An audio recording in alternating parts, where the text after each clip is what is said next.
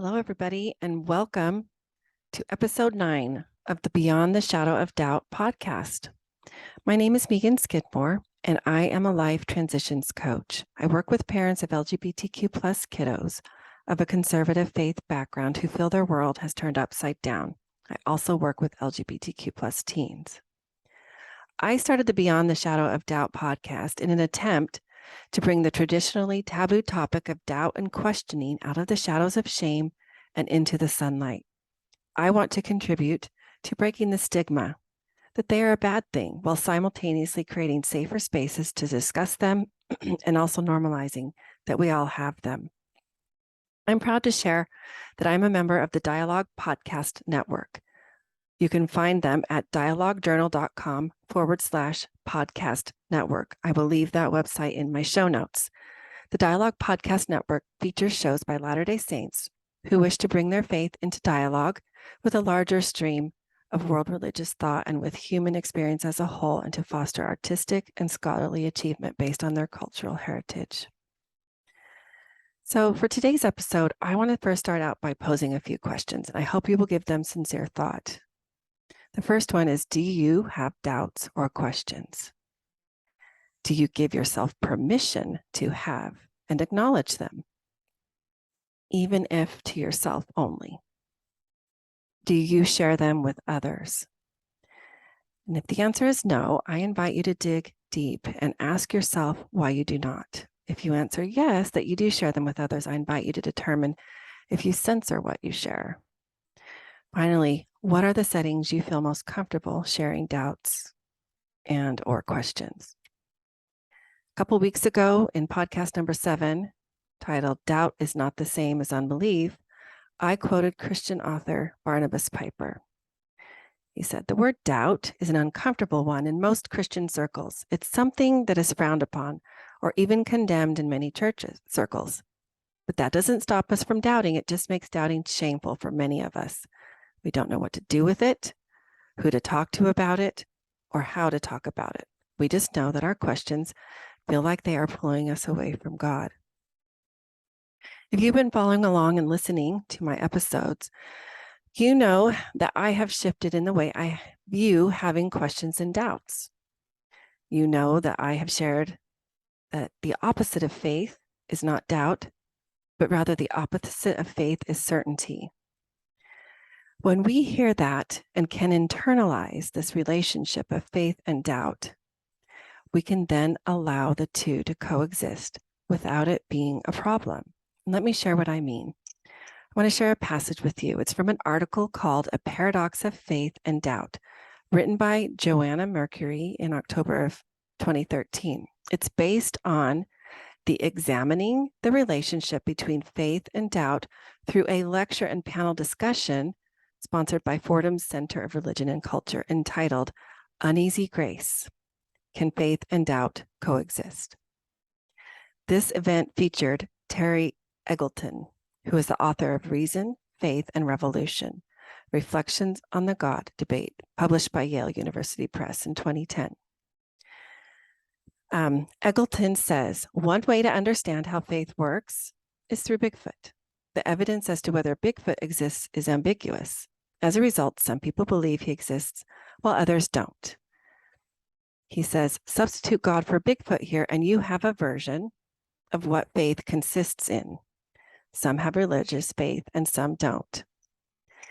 And although faith is a matter of passionate conviction, this does not put faith at odds with doubt.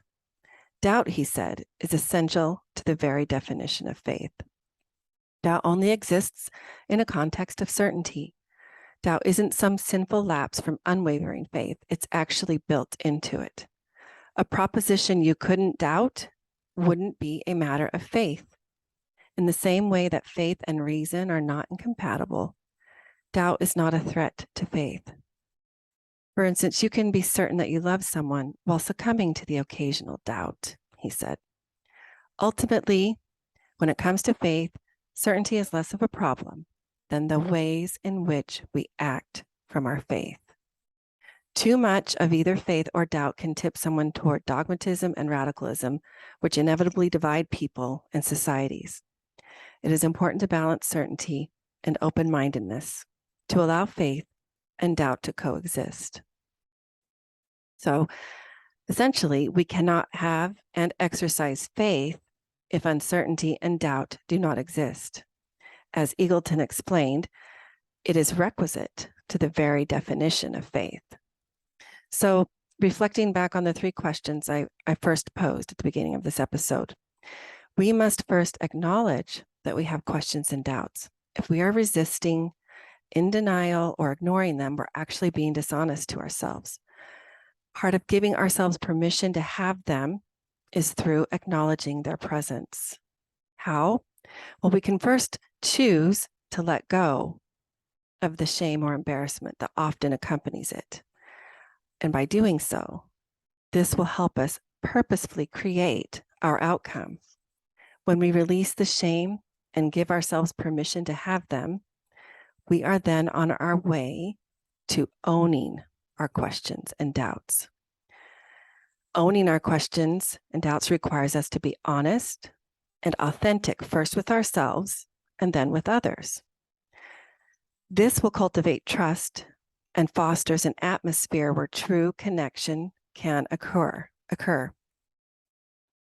And when we feel connected, I believe that's when we really feel like we belong. And we all want to belong, sometimes to the point of hiding parts of ourselves for fear that we won't, quote, belong, end quote. However, I believe the more that we can be vulnerable and authentic, and then by extension connected, we indirectly invite others to do the same. I believe authenticity begets authenticity because I have experienced it. Of course, I'm not suggesting you send your nervous system awry. You want to cultivate authenticity in a way that is mentally and mentally and emotionally healthy for you. So you can start with baby steps. Being authentic requires us to claim our personal authority and owning our truth, meaning the truth of what our lived experiences, our highs and lows, our gifts and challenges, our sorrows and joys, our struggles and strengths, our lived realities versus the lived realities of others.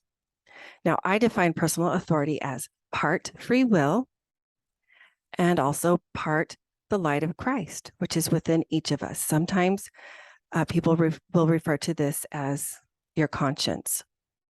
I believe by leaning into this personal authority is also how we tap into and connect with our inner wisdom or inner knowing. Our personal authority is what allows us to choose how we want to move forward and allows others their God-given right, capacity, gift, and ability to do the same. Claiming personal authority allows us to examine our questions and doubts and even learn to ask better questions or the quote-unquote right questions. And let me explain what I mean by that. I'm going to share a passage with you from the book Crucible of Doubt, Reflections on the Quest for Faith by Terryl and Fiona Givens. So starting on page 9, they quote Daniel Dennett. He wrote, "Philosophy is what you have to do until you figure out what questions you should have been asking in the first place." So the Givens invite us by saying, disciples too must persevere until we get the questions right.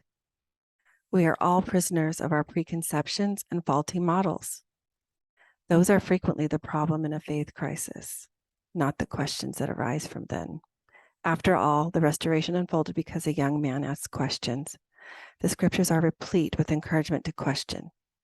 Ask that you may know the mysteries of God is a common injunction, as is the verse from James 1. If any of you lack wisdom, let him ask of God, that giveth to all liberally, and it shall be given. And we also receive many assurances that questioning will bear fruit. Quote, surely shall you receive the knowledge of whatsoever things you shall ask in faith, end quote. The unexamined paradigms with which we begin can negatively affect a healthy propensity to question. They can point us in the wrong direction, misdirect our attention, or constrain the answer we are capable of hearing. In those circumstances, as Joseph Smith learned, some people will fly to pieces like glass as soon as anything comes that is contrary to their traditions. End quote. That was the Givens quoting. I suggest that it is our ability to claim our personal authority. Remember, I define it as part free will and also part the light of Christ. It is this personal authority that allows us to ask the right questions and own our questions through our willingness to be authentic and vulnerable. I would love to hear your questions. If you have some that you would like to chat about, use the Work With Me button on my website to schedule a Zoom appointment. Your first visit is always complimentary. You can also send me your questions through social media or email. All of these links are on my website, https://meganskidmorecoaching.com. Make sure to spell Megan, Meagan.